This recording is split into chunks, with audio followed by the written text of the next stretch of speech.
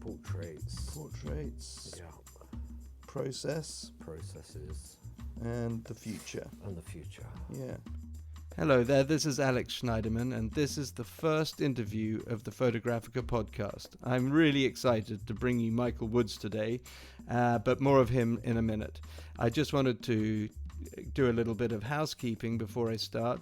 My name's Alex Schneideman, and I'm a photographer and fine art printer, printing for studios, photographers, galleries, museums all over the world from my studio in London. I'm also a documentary photographer, and I've published a few books and had a few exhibitions of my own. So over the last 20 years, both working for clients and on my own work, I've picked up a few things, and the Photographica podcast is an attempt to get under the skin of photography from the point of view of somebody who unashamedly has always been in love with photography. But that's not to say that Photographica is entirely uncritical. It has its opinion, and I'm sure you do too. So we're going to make it very easy for you to get in contact with us and let us know what you think. And where possible, I'll get you on the air. The music you heard on the intro and dispersed throughout my podcast is by my old friend Chad Lalong. And you can get in touch with Chad through the podcast. I'll be plugging him every week because that's what friends do. I mean, we've all got to keep it in the family, haven't we? And speaking of family, in the great family of photographers, Michael Woods stands tall at the top of the table with the carving fork and knife in his hand, carving off tasty, succulent morsels of art for all of those who would join him at his table. Michael Woods is a portrait photographer first and foremost, but he's an artist in every sense of the word. He has been on the London scene now for over 3 decades, and his contribution to portrait photography is recognised by his inclusion in the collections of many major libraries and museums, such as the National Portrait Gallery and the Bridgeman Art Library, to name just a couple. He is a self-described surrealist, and although he argues that surrealism is dead, this quality is definitely apparent in his work.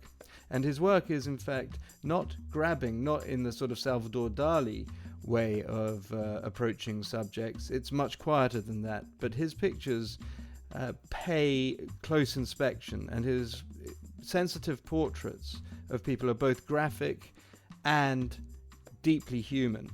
So without further ado, I'd like to introduce you to Michael Woods. Now, just a quick word of warning. Michael is fond of swearing, as am I, and so you'll be getting a full barrel load right from the start, so you have been warned. Enjoy. I'll do that, because once I know what you're talking about. Yeah. Okay, that's Once good. I know what I'm talking about. Well, when you know what you're talking about. Yeah. Yeah, right, okay. Well, like my William Hunt, I pure cashmere. I do, it's amazing. Savile Row. Yeah, I do. Yeah. It's, actually, I tell you what I'm Christmas going to do. present from Lady Bridgeman. Well, isn't that sweet of her? Yeah, and a pure lamb's It looks like wool. she nicked it off him with the WH. I mean, maybe it's his own one. William Hunt. Yeah. That, I don't know who William Hunt is. They're in Savile Row. I know. William Hunt. I'm just going to take a picture because this is the sort of moment where we're kicking off with the first ever, and I'm going to put this in the on the podcast anyway. So Michael Woods, you are described as surrealist, an artist, and a photographer. Yeah. And you would describe yourself how? Well, as a cunt, really. Right. Okay. Well, that's I've heard that said too. I just didn't want to kick off on that one. Well, many people will attest to the fact that I'm a cunt. Yes. Maybe there's more people that would attest. Yeah. But let's just say that we'll take it for granted that you're a photographer, and I'll come back to that later. Yeah. But I'd like to know what you mean by being a surrealist. I have an idea, but I was just wondering if you could elucidate.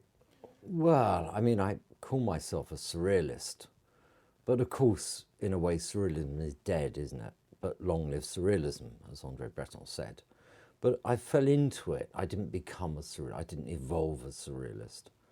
I met George Melly, who wrote an article about me for the Sunday Telegraph called A New Eye on London. And it was a very good article, and it kind of launched my photographic career in a way.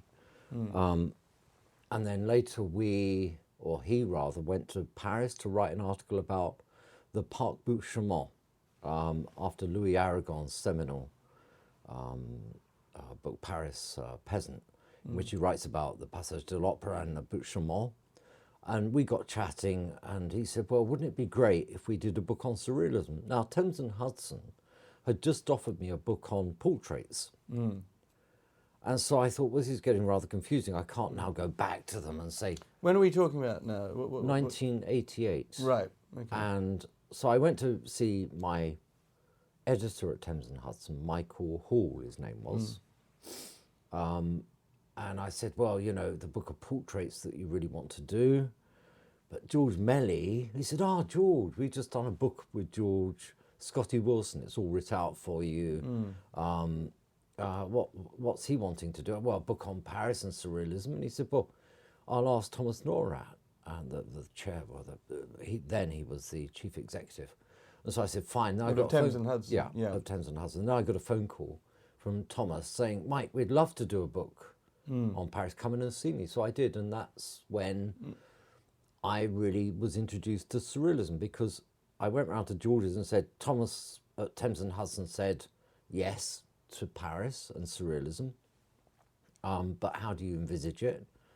And George said, well, how do you envisage it? And I said, well, I have no fucking idea. And anyway, we put something together, and we thought, well, surrealist shrines and places, because they're the things that I could go and photograph. So give me an example of a surrealist shrine in... well, the Parc Bouchemin, for example, is a surrealist shrine. There are statues that are surrealist shrines. But like, they were surrealist. They're surrealist shrines in the sense that they are surrealist in themselves, or they were fetishized by surrealists. They were fetishized by surrealists. I had no idea at this time what shrine meant, apart from religious shrines, or But really, what it was meant was not really shrines, although they become embodied as shrines, but they were places that surrealists like André Breton, Louis Aragon, Eluard, and the others used to go and visit a lot. Yeah, including places like Notre Dame, because they, had a loathing for the Catholic Church, and so André Breton wrote. Well, no, actually, it was Louis Aragon, that the two towers of Notre Dame are basically a cruet set, and he felt that it should be turned into. The salt should be the semen, right, and the pepper should be the blood of virgins, right, and the nun should be teaching the art of sex to young virgins who go to Notre Dame. And so, anyway, these places have been written about. So really, it became... It never actually caught on. It never really caught on, although in some ways... It caught on in the imaginations of those who read Breton years later. And was Aragon. And was surrealism? Did surrealism come out of a sort of reaction against Rococo, of the pomposity? No, I think surrealism was born basically out of Dada, and Dada was a reaction, and I suppose surrealism was too, after the Great War, and the petty bourgeoisie, and also, Germany's defeat, and the kind of the when I say religious order, I mean in the art world, the informed art world, and it was kind of kicking against the establishment, but in a way. But surrealism wasn't about images; it was about literature. Yes, when Breton and Aragon started surrealism. It was about literature and poetry. So, but as a self described surrealist living in London, is there a surrealist way of living here, a way of approaching your work here? I mean George is gone now, and he was a well-known figure in the art scene and music scene. But was there a sort of a life here for surrealism, or is it almost... there were a group of English surrealists, although really, I mean, English surrealism never took off, not completely.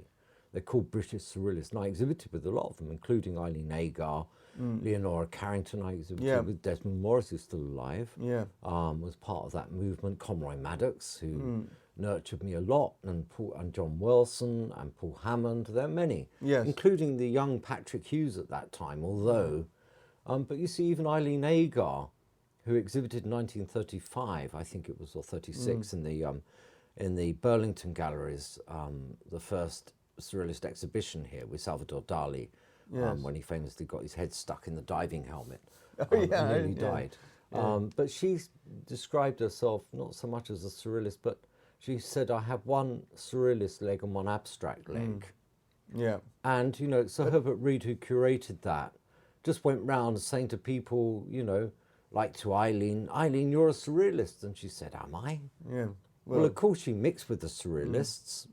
You know, she went on holiday with Picasso, was great friends with Man Ray and others. Actually, as you mentioned that, and I was thinking about the sort of Paris sort of school of, if you like, of photojournalism or photography, and Man Ray, who came to Paris but didn't start his life there, but Cartier-Bresson, for example, who and they were art students. And they sort of, they were first and foremost art students, not photographers, weren't they? And they came to photography to express something which they felt was going on around them. And I think documentation. But not just documentation. It was a sort of the way that they saw life didn't observe the normal niceties and structures. I think Cartier-Bresson isn't the best example. I think Man Ray is. Because Man Ray basically started off doing photography to earn money, portraiture. But because of his mistakes, which he capitalized on, it became the accident, became the photographic artwork. Whether it be his rayograms because he left the light on, or whether it because when he went to photograph the Countess, whatever her name was, I've forgotten now, and you know, he didn't have a tripod, and so, and you know, the camera moved and she had 4 sets of eyes, but she actually loved this and preferred it than a formal portrait. So the accident, and which brings me back to what is surrealism and back to my book that I did with George, was that while I was doing my book on Paris and surrealist places in Paris, or they frequented or they talked about in their literature, their poetry, or that they had photographed like Man Ray or painted, you know, is that I started to discover a kind of spirit of surrealism. And when I say spirit, I don't mean some ethereal, religious, but the spirit of a spirit of place. And that how surrealism could manifest itself in a city like Paris, but couldn't manifest itself in a city like London, because London is masculine. It's too oafish. That's right. And I was going to say, it doesn't. It venerates the practical London, doesn't it? And in a way that Paris rejects the practical and completely irrational Paris. Well, Paris is a woman. I mean, André Breton said the Place Dauphine is the sex of Paris, because it's like the vagina, with the leading up to the 2 fallopian tubes that are the Palace of Justice. Brilliant. And that was the sex of Paris. But also anything that came along, or anything that pre-existed Breton, that was phallic, Breton wanted to destroy, like the Place Vendôme, the Eiffel Tower, until Louis Aragon pointed out to André Breton in their many discussions about sex, was that, well, it might be a phallic symbol of sorts, or a phallic shape, but if actually you walk under the Eiffel Tower, you can see that it's got a female genitalia. And so it's both. And so that's how, so the love affair with Paris, places in Paris, the spontaneity of place, and that's what I discovered, the spirit of place. And can I say, put it to you, just, and you may not agree with me, but it occurred to me just talking when you were saying that. Do you think it's in Paris, perhaps, that the idea of objectifying something in its own right first was born? You know, before everything had been either pictorially represented or abstract, but then new meanings could be given to something just because you said that, just because, if you wanted to see the Eiffel Tower as both a phallus and a female, and a representation of female genitalia, you could do that, even though, and this now sounds like a sort of, like an accepted idea that you can ascribe, as Freud was ascribing all sorts of imagery. Well, of course, psychoanalysis was at the root of André Breton and Louis Aragon, because remember, both served in the medical corps during the First World War. They both were training as doctors and psychiatrists. They didn't actually fulfill that, but Freud became their staple diet. And so psychoanalysis was very much about, or seen as a tool, especially free association, of a raw road towards gaining access to the unconscious by bypassing the ego, the superego, and getting directly into the id, to the unconscious content, as in dreams. And so, as in dreams, surrealism is about dreams. And if you read a book like Nadja, which is really about a woman that, according to Breton, is mad, it's like a dream. Reading it is like a dream. Paris Peasant is very much like a dream woven with fact, but also flourishes of fantasy and intoxication. And so it's this combination. And so places become very important because that's where they sat, drank, germinated ideas, thoughts, and of course objectified the city, sexualized the city. Sexualized it, yes. Yeah. And what I'm talking to you about sexualizing the city, I'm not sure as we began this conversation when I said, well, I describe myself as a cunt, whether I'm sounding less of a cunt or more of a cunt. I don't know. Well, I'm going to put a picture up of you and people can make that decision themselves. Oh dear. And as they match the words to the man. Yeah. But let's, we've talked about Paris and it seems that, yes. Wanker. Ah, that's another one. Yeah. Okay. Yeah. Okay, well, cunt and wanker. I mean, we can offer up both. Yeah. But coming forward from Paris, I mean, obviously you had a sort of creative birth. Would you say there? Yes. You were obviously already working as you were making photographs, making portraits of people. But it wasn't until you went to Paris that something clicked or something. Well, you've got to remember that I started my career in social work and then went into Jungian psychotherapy and then was principal officer in social services in Kensington, Chelsea, and I managed a psychotherapeutic unit, which I founded with Derek Steinberg, who was a consultant psychiatrist at the Maudsley. So psychoanalysis or psychotherapy, Jungian psychotherapy, played a big part in my life too. Right. And so it's interesting because maybe if you came to Paris in 1988, with all of that in your background, that you would have come and it would have made a particular kind of sense to you, having had a formalized training. Yes, I think it did. If you see what I mean. Yeah. Yeah. And so coming forward from that, so post, we could describe before Paris and post Paris, but did your work, so your work changed? Now, I should explain to everybody that Michael doesn't just work in photography, he works in very much as an artist, as and creates. Well, my artwork, of course, started much younger. I had my first exhibition when I was 21 in Sevenoaks Community Centre. Right. And when I was actually working in a therapeutic unit for autistic and congenitally brain damaged children. And two people came to that show, although it was on the front page of the Sevenoaks Chronicle. Right. A picture of me with my broken record, which was part of the exhibit. Right. I was pretentious. I was a pretentious cunt even then.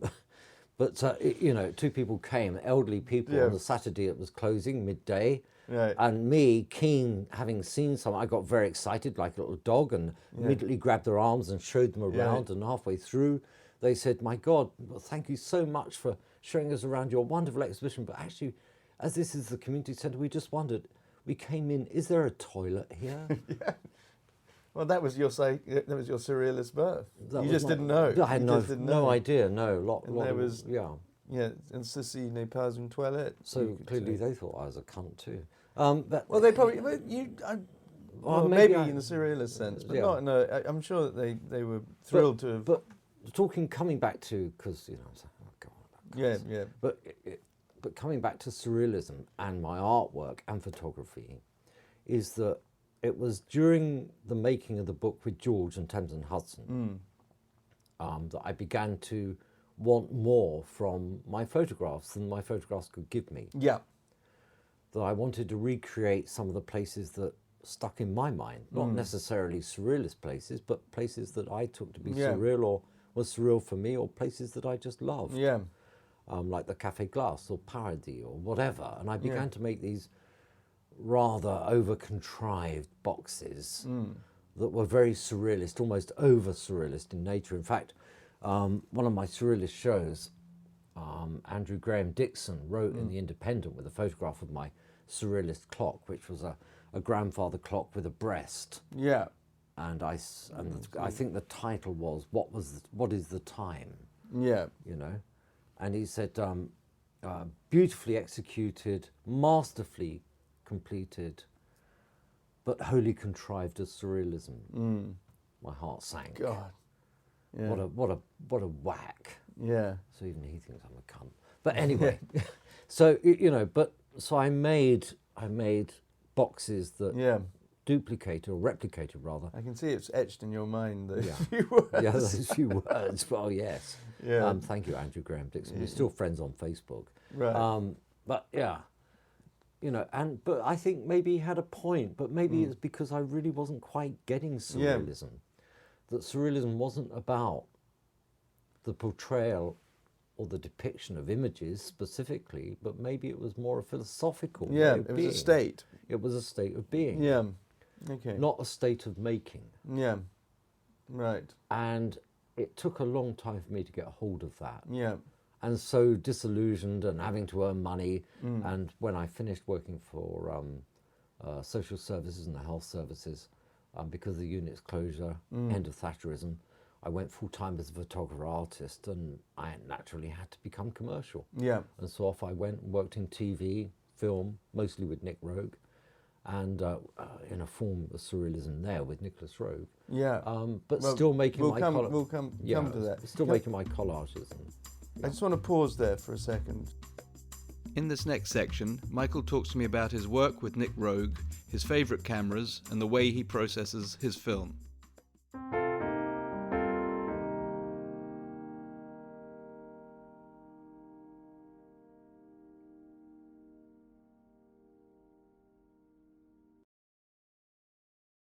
Okay, so can you talk to me, Michael, about a little bit about your work with Nic Roeg? Because I know you've had a very, very long collaboration with him.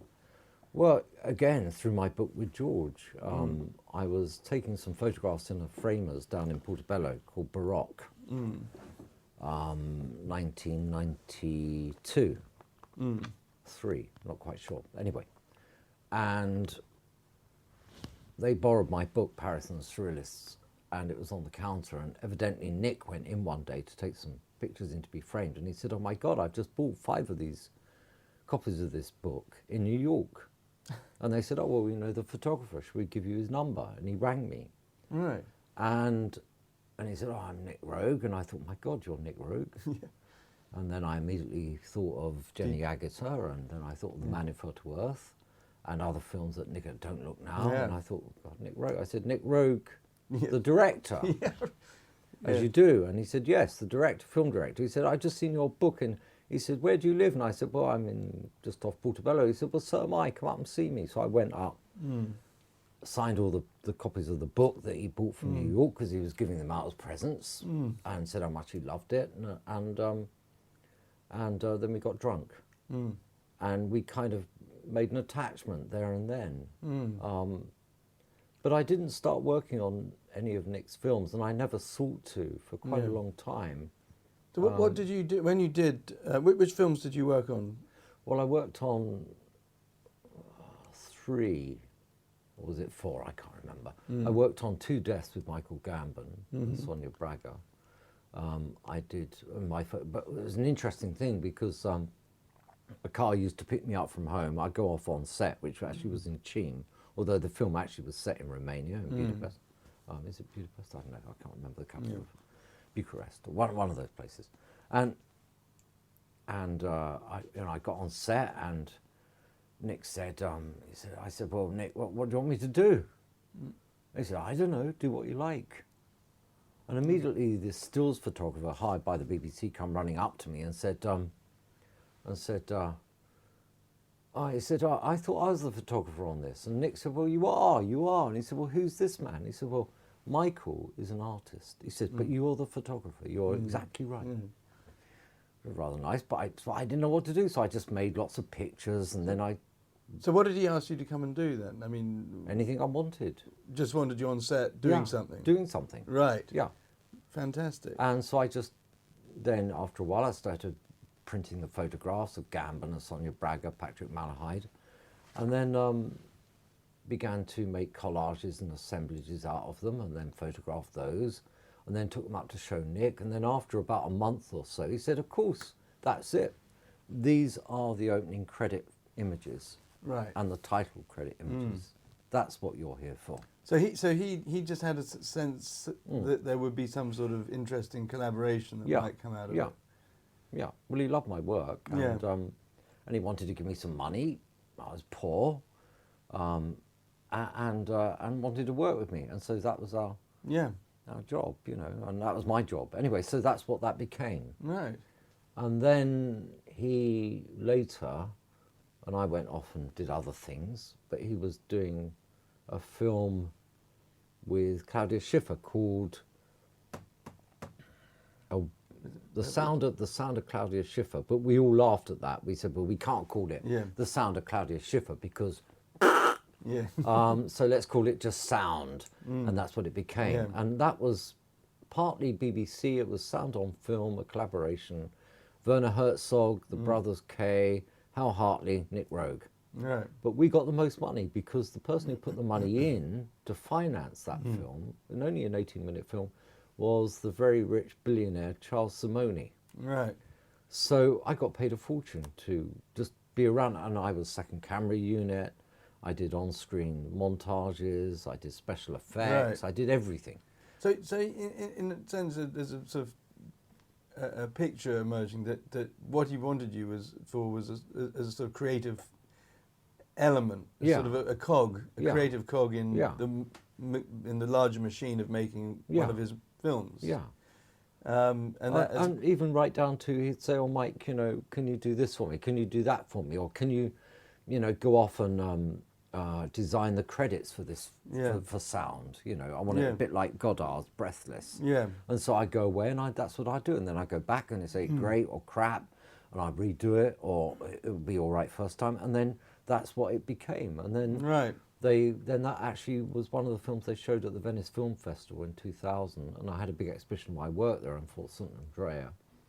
Right. And they flew me over with Lana, and I made all the masks for the Lana event. was your old girlfriend. My old girlfriend. Yeah.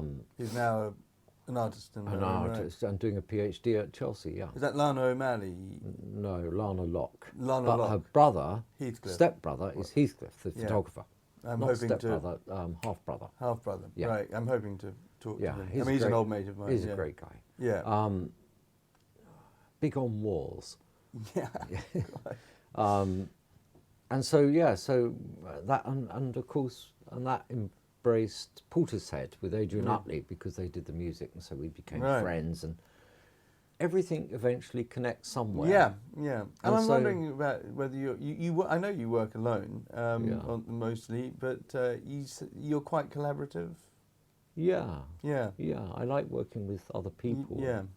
Do you like being a smaller part of a bigger thing?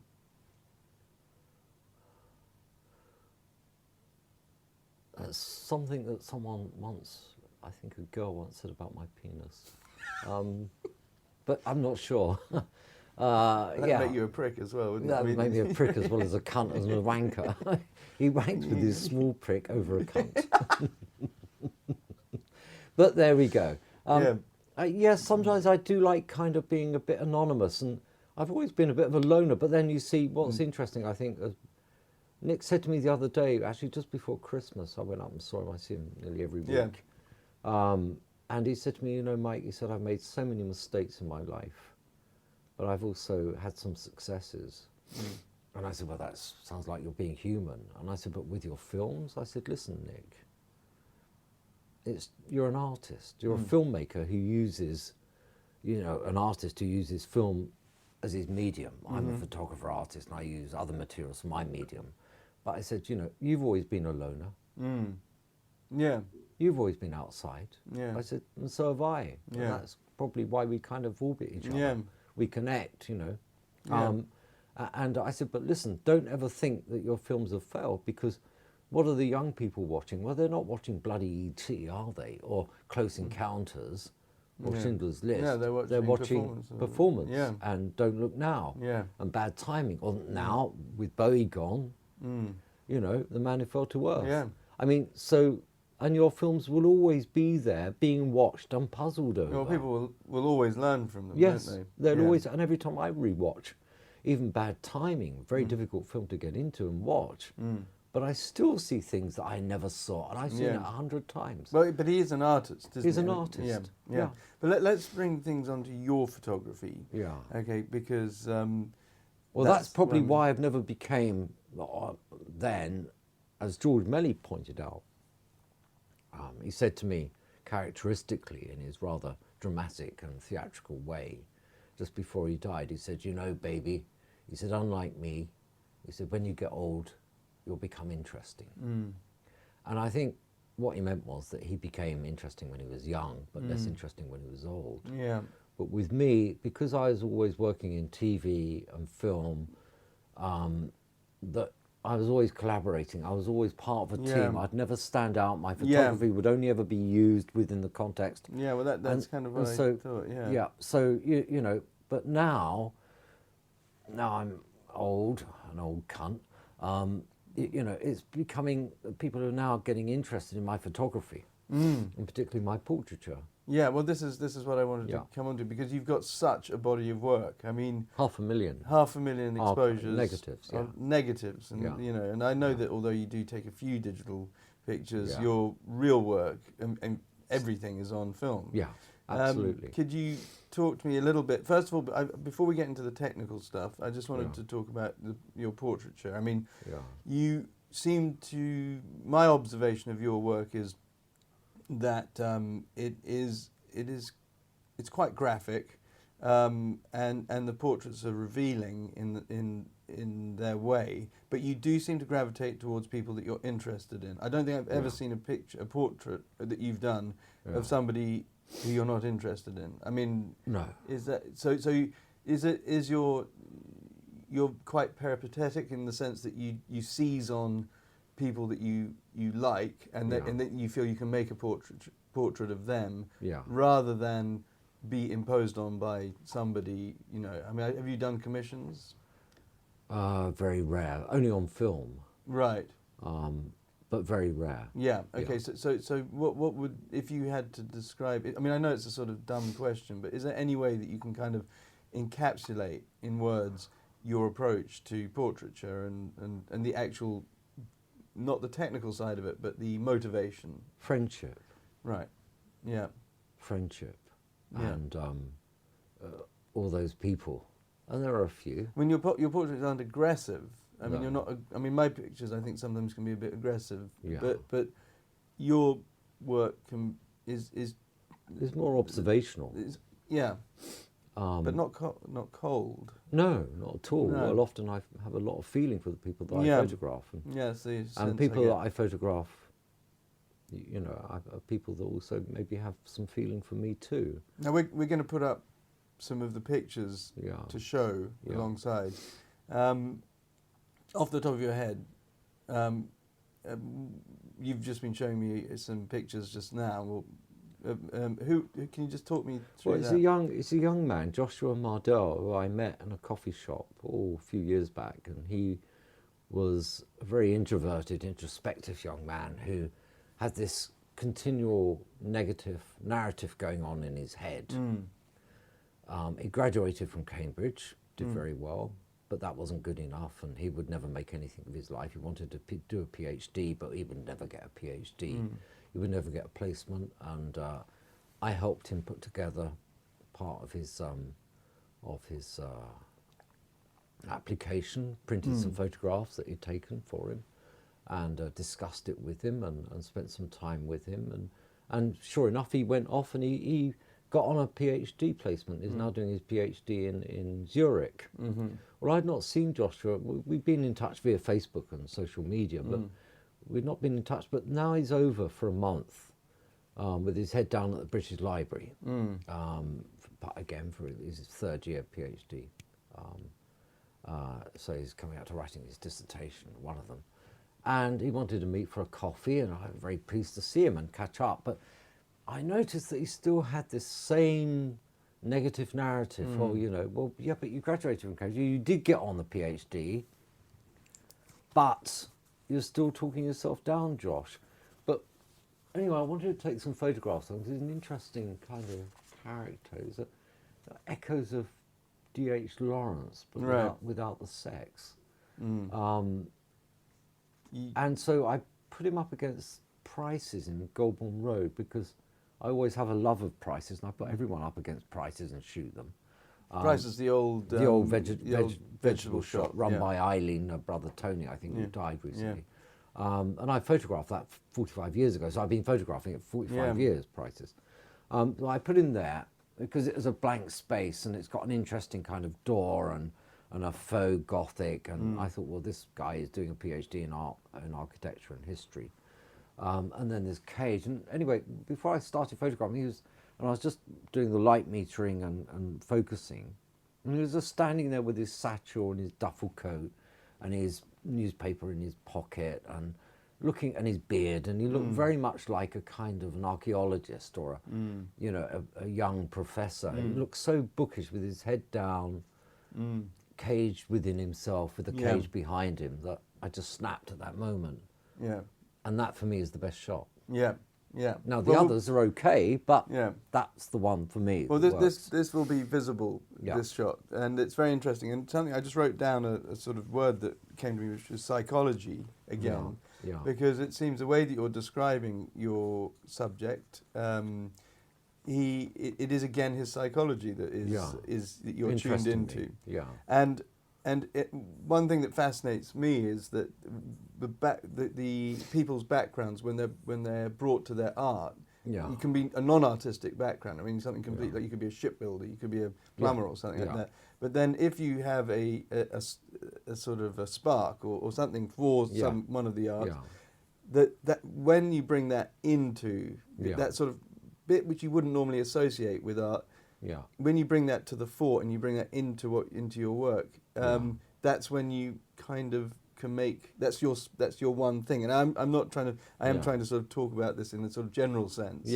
But with you, psychology is inextricable from your work, and it would seem, and that I would say is largely due to where you came from, your background. I mean, you did the fact you started in working in psychology, as it were, and coming to art later. It does, and would that would you agree with that in general? I mean, well, my great friend Dr. Elliot Arbers once wrote an introduction about my work, which I did for the Royal Brompton when I was doing some research on ischemic heart disease, or occult ischemia, with Professor Collins. He wrote about me that that the camera in my hands is a dissection kit, a diagnostic tool. It's like a scalpel. But you know, and pointed out that, as Derek Steinberg at the Maudsley said, that I was a doctor of the soul. That my art was not about destroying, was about healing.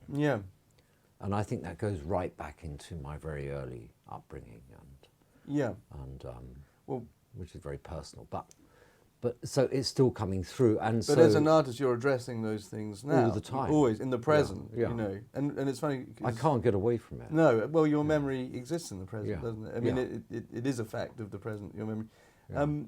I think that's fascinating, and I will be showing some of Michael's portraits, the ones he chooses to send me. I won't make a selection; it'll be up to him. So you'll be able to look at these in the notes. Well, it should be said that some very famous and then others that are not Well, famous. it doesn't matter. It doesn't matter. No. I mean, Because celebrity is never. interesting. I admire people. My great friend John Thaw, Inspector Morse, I really loved and I admired, but as a man. Yeah. But not as. It didn't As a matter whether he was an actor. But I'd have liked him anyway. No, I know. I mean, I think photographing a celebrity is like photographing a ray of sun. Well, that's it why. Has no context. It's boring. That's why I like photographing George at the end of his life, not the beginning of it. I remember when George opened the V&A show, Surreal Things. And he had dementia, and he was really getting. And I helped him up. I was looking after George for the last 2 years of his life. But as I got him onto the podium to give his speech to the assembled crowd, I was elbowed out the way by a paparazzi from the Daily Mail or Mirror or whatever it was from, and started clicking away. Said, "Oh, I love photographing George. He's such a natural." And I said, "I fucking hate photographing him." Yeah.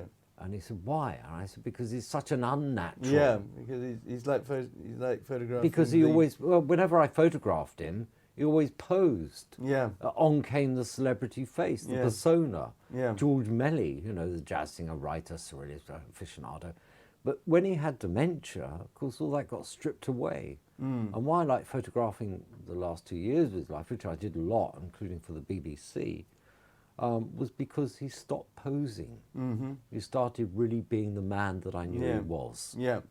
Yeah. But, it's like Pavlovian. Put a camera in front of him, and George immediately performed. Yeah. Yeah. I mean, that is the definition of a performer, isn't it? Yeah. Yeah. I heard recently that Frank Sinatra, when he was making his recordings, always had an audience. Yeah. Because he couldn't perform without an audience. Yeah. No matter what. Yeah. Okay, let's talk about your equipment. I mean, as you just mentioned we earlier, mentioned it's very earlier. small. Yeah, it's very small. Yeah. But actually, the equipment I've seen of yours is rather large, in fact, isn't it? Well, I don't want to boast, but my favourite cameras I've got 3 favourite cameras. The ones I use most is my Rolleiflex twin lens 6x6, is my Mamiya C330 6x6, and my Bronica early Bronica with the original Nikon lenses, which is 6x6. Right. They're the 3 cameras I use the most. So each one of those is square. Yeah, each one is square format. And talk to me about the square format. What is it? I mean, I tried to. I got a 35mm camera, and I had a Contax. And although I like 35mm photography, I can't get on with a landscape or a portrait format. Yeah. I need a square. I've always been using a square. But maybe I am square. Yeah, well, I think that I think the square format is the graphic format. Is the graphic format? Well, it makes me have to compose within the frame. Is the Mamiya? Are you looking at everything backwards? Back to front. Back to front. Yeah. I think that's important, isn't it? I mean, don't you think, in some way, in terms of accessing your subconscious, that not seeing things the right way around somehow roots the image into your subconscious? Well, not only the wrong way round, when you look through the viewfinder, it's also, there's parallax. So you've got to be careful, because if you're photographing, you crop people's heads off, or arms or whatever. So you've got all these things that you have to think about, but actually sometimes accidents with the Mamiya can be very beneficial, because sometimes cutting someone's bit of their head off can be, especially with certain people, would you very good. Agree with me or not that photography is largely about gathering a sort of source of information, if you like, and putting it in cold terms, and then editing it, as opposed to that thing, you have to have something happen at the moment, in the moment of the exposure, but it's in editing that the genius happens? No. You disagree? I disagree. I think that for some photographers, like with Man Ray, although with the accidents and mistakes that make some of his work great, yes, but with other photographers, no. Right. You see, with Cartier-Bresson, for example, I love Cartier-Bresson, but I couldn't photograph like Cartier-Bresson. But his work is more about the moment, and he said that himself. But how many pictures of Cartier-Bressons would have been chosen? I mean, for example, when he was traveling in China and sending his rolls back to Paris to be processed and published, he wasn't making editorial decisions about his own pictures. No, but Cartier-Bresson was one of those rare men who could actually make editorial choices through the viewfinder of his camera. Yeah. You see, where I can't. So editing. So wouldn't you say that editing then does come in? No, because I wouldn't call it editing. I call it distilling. Okay, distilling, whatever. But what I mean is that the process that happens after the fact is as important as the process that happens at the time, but only at the time. Like, for example, if you take my old friend, I've forgotten his first name, I haven't seen him for years, I think he died recently, Lewis Morley, who did the famous photograph of Christine Keeler sitting on the chair. Oh, right, yeah. Well, he took a whole series of photographs, a whole roll of Christine Keeler. He also did David Frost in exactly the same without his clothes on. He did a number. It's just that what happened the next day with the Profumo affair breaking made that photograph iconographic. Yeah. Now, it had to be the one that they went for. Yeah. So, yes, editing at the moment, but also the moment in history. Yeah. But now that time and space has moved forward, is it that photo that is still or there are others? Yeah. Now, that's the great thing about negatives, because going through my negatives now that I took 45 years ago, when I edited 45 years ago, and I chose that's the photograph out of a roll of film, is not now the photograph. Yeah. It'll be something different because I've moved forward in time and Exactly. space. So, and your mentality has changed. My mentality has changed. Yeah. Your influences, it's all of those things. Yes. Isn't it? And so I bring to bear a different eye. So again, it's still editing, but that's the great thing for me with film, is that what I thought was crap when I took it is still there for me to actually resurrect. I think it's not just deleting from memory. Yeah. So distilling, editing. Distilling, whatever. Yes, a process. A process. So what film do you use? Tri-X, Kodak Tri-X. Yeah, and how do you process it? In basically Alpha Sol S and high pan fix, and I never use a stop bath. Right. I always like it to go just a bit as I wash it. Right. Yeah. Okay. Because Tri-X is very forgiving. Yeah. I don't like T-Max terribly. Yeah, no, I don't. I agree. Yeah, I mean, but I also like FP4 sometimes, but Ilford FP4. But Tri-X is what speed do you rate Tri-X at? When 400. You rate it at 400? Sometimes. But you see, if I rated at 800, I still process it as 400. Right. Because it will, with Alpha Sol S, like with T-Max Developer, which is better than the film, with Tri-X, it will actually kind of go up to. Yeah. And what I've found is that is not to over-process. Yeah. A lot of people, they put the film and they pour in the developer and they agitate for, whatever you do. Yeah. You agitate for a minute, you're always going to overexpose that film. Yeah. It needs very little agitation. And then I give it 3 to begin with, 3 stirs. Right. And then 3 every minute. That's it. Do you invert or do you just... No, I turn. You never invert? No. I used to, turn it. Big mistake. Yeah, it just hardens the whole thing up. It hardens the whole thing up. Yeah. And it, and then you end up with skies that are unprintable, and it just burns It is clear for me, and I hope to the viewers, if you look at the pictures, that the Michael's were a textbook tonal. Photographs, they've got everything in them, and they're very easy to look at, and they're quite easy to print, I'd imagine. Yeah, very. Yeah. Never used to be. I used to be dodging here and there, and bits of card and lollipops. A nightmare. Yeah, but digital is great because you can, in Lightroom, of course, I can scan a neg, and I can bring out the sky, and I can, using the brush or whatever, and I can get it exactly right. Why don't we sort of just talk a little bit about what happens after you've processed the film? So I process it. Takes me 10 minutes. I hang it up to dry, half an hour. I then scan it with my Canon 900 scanner. And put it into Lightroom, and then I can, a fairly low res. Then I can post them on social media, or I can email You're filing them to libraries now, aren't you? Yeah, filing them to the Brisbane Art Library. They have a big collection of my work. And are they taking every? Is it? Are they going? They will be eventually taking all my images. Although I'm having an offer of my archive at the moment. Right. So I might be selling my archive. Okay. So can we just talk now about what's coming up? Well, there are a few things. I've just sold quite a lot of pictures photographs to the National Portrait Gallery. I sold them a couple last year, and I became a consultant with them for the Harry Diamond collection. I used to exhibit with Harry in the mid-80s. There's the book with Barry Miles, Soho, which is my photographs with Harry Diamond, and our portraits that we did in Soho at the same time, but of different people, the Colony Room Club, Jerry's, etc., etc. You know, and then there's the prospective exhibition of the book at the MPG for 2017-18.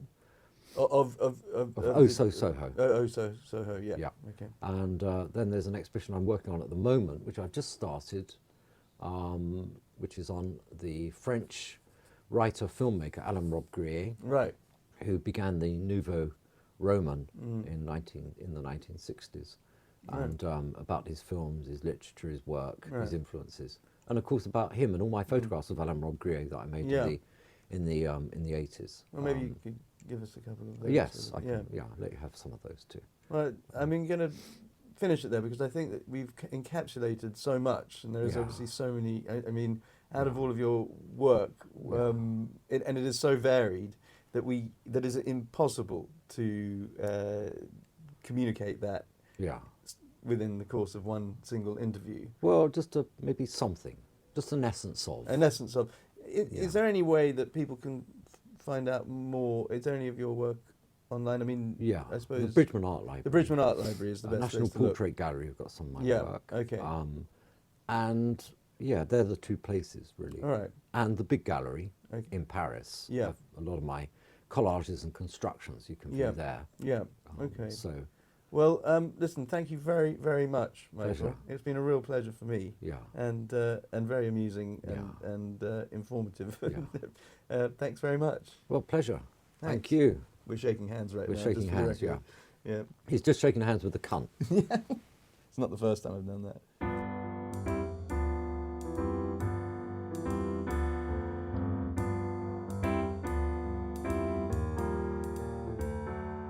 Well, that is it, and I really hope you enjoyed this interview with Michael Woods. Check in the podcast notes for links to some of Michael's work and search for him online. I'm sure you'll be interested in what you find there. Please don't hesitate to get in touch with us if you'd like to comment on the show. Please rate us in iTunes. You can get in touch with us through Twitter at Photographica Podcast. Look forward to speaking to you next time. Thanks for listening.